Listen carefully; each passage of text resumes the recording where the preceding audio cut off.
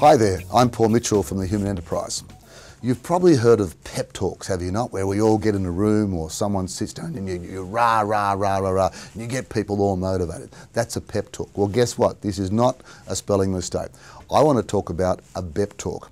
What's a pep talk? At some point as a leader, you'll be thinking, do I really stay with this organisation? What's the next career move for me? Or you might be talking to one of your team in terms of what's the next best career move for them. So I want to talk about a little concept that you might want to think about when you're making that next move.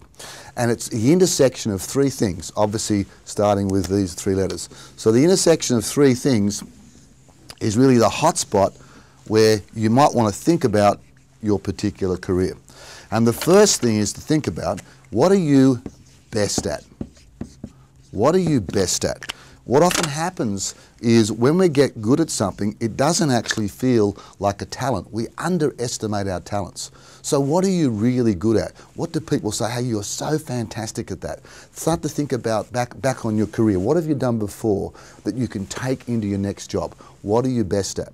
But just being great at something doesn't mean it's really going to fulfill you, doesn't mean it's going to really sort of entice your soul. The next thing we have to think about is, what are you passionate about?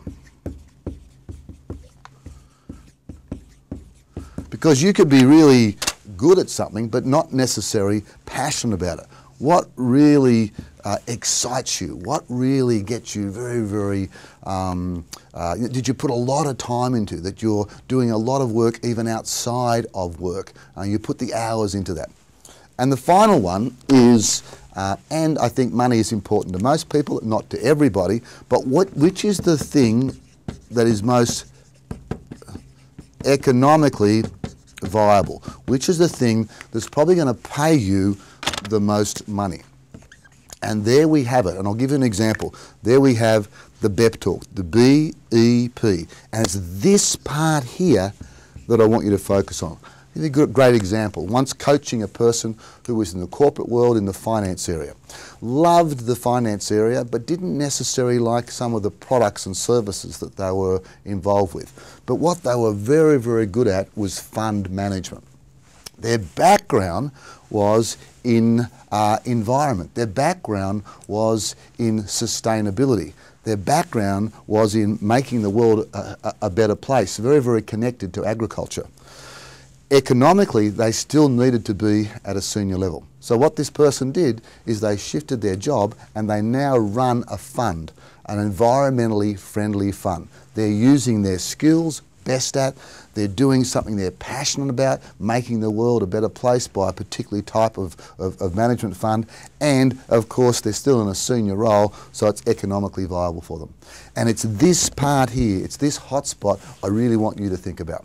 So the next time you're thinking of changing careers, the next time you're talking to maybe one of your people about where do they go in their career, don't give them a pep talk, give them a BEP talk.